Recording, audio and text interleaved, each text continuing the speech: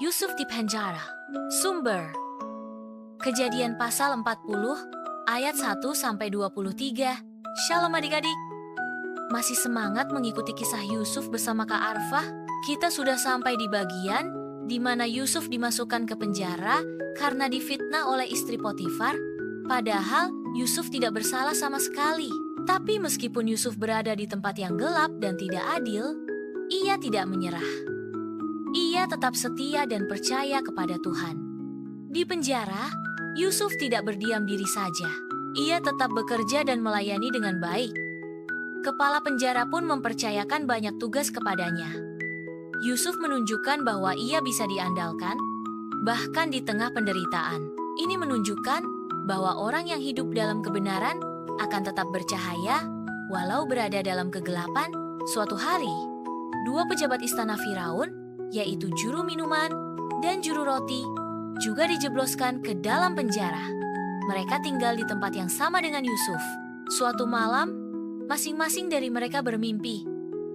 Tapi keesokan harinya, mereka merasa sedih karena tidak tahu arti mimpinya. Yusuf pun melihat wajah mereka yang muram, lalu bertanya, "Mengapa kalian sedih?" Mereka menjawab, "Kami bermimpi, tetapi tidak ada yang bisa menafsirkannya." Yusuf berkata, "Bukankah tafsiran itu milik Allah?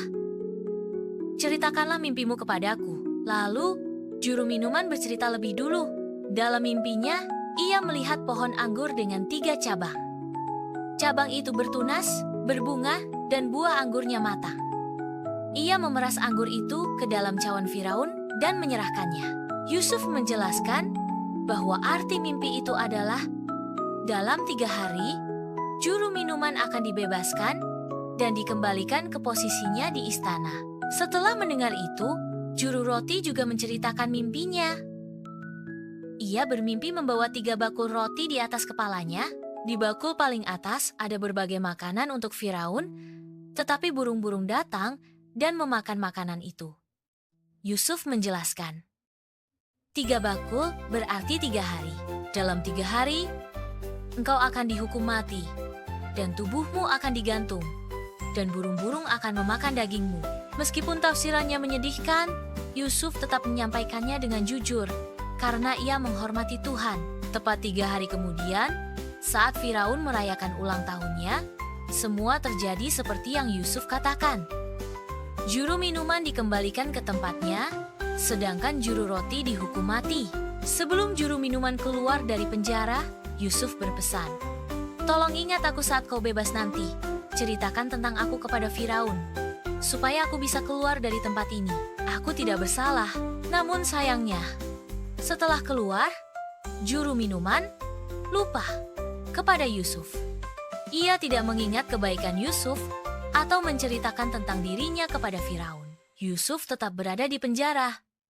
Tapi ia tidak berhenti percaya. Ia tahu bahwa waktunya Tuhan pasti akan tiba. Pelajaran penting dari kisah ini. Dalam kesulitan, tetaplah setia dan melayani. Meskipun orang lain melupakan kita, Tuhan tidak pernah lupa. Setiap kemampuan yang kita miliki adalah pemberian dari Tuhan. Gunakan itu untuk memberkah.